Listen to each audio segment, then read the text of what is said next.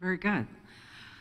Well, Kathy, you've heard a little bit about Chris talking about how important partnerships are to supporting adult career pathways. Can you introduce us to the work Kansas has been doing in engaging employers and how partnerships are a key component of that work in Kansas? Sure. Thank you so much, Michelle.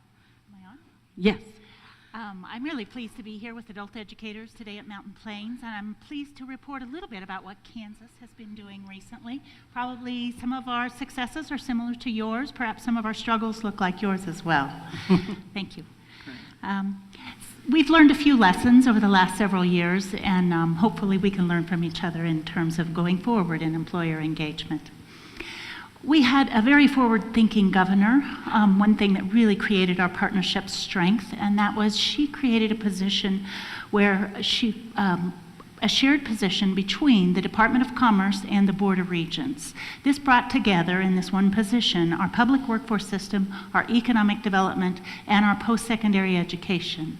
This brought together Workforce Investment Act Title I and Title II and provide a structural framework for ongoing relationships and true engaged partnerships. We found in Kansas, probably like you, that those relationships and partnerships usually start with a personal relationship, a lot of times at a local level or at a state level. However, when staff changes, when a person leaves, moves on, then we frequently lose ground and we have to start over again. And we don't have the policies and the framework in place unless we can truly have that structural capital built in. So that's really helped us in Kansas. Our next phase then is increasing those number of shared positions between the critical agencies that are delivering adult career pathways. Another critical piece, I believe, is that the Department of Commerce in Kansas is the economic development arm for Kansas.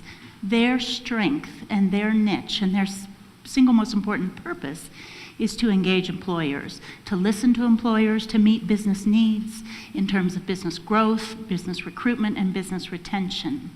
When we can have our education community partner with our commerce, our economic development community, we can move forward much faster because those are the people that speak business, that already have the business relationships and the partnerships well established. So we found that our adult education and our other career and technical educations can move forward faster when we're working together in a true companionship. And I think Chris alluded to something that sometimes we're at the table and we are saying, yes, we partner, we work together. But truly engaged, meaning that we have joint goals and shared accountability is the goal that we're really working for in order to deliver high-quality adult career pathways. So what was going on in Kansas? I think we were emulating your good work at the federal level when the Department of Labor, the Health and Human Services, and the Department of Education were working together. We were trying to do the same at the state level. We were fortunate to be one of the Career Pathway Summit states, and we got to go to DC several times and learn the best thinking from those three federal agencies.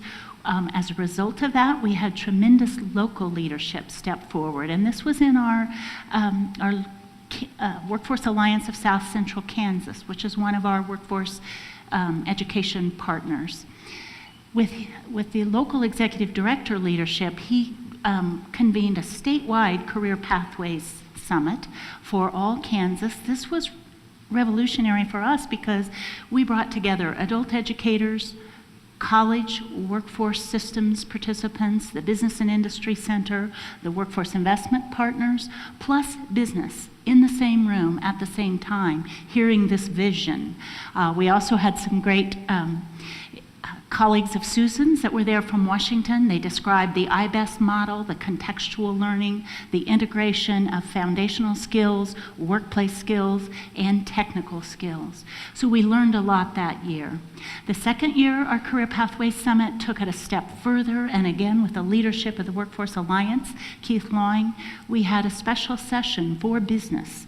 We focused on the health sector. We listened carefully to what these healthcare employers had to share with us. So we have, I might say, made some great progress. I will say that also that it was a little messy at first.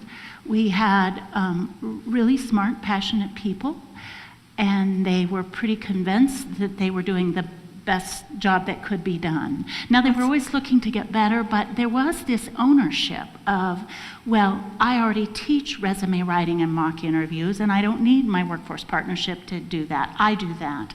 I already teach workplace employment essential skills at the Workforce Center, so Adult Ed, you don't need to do that.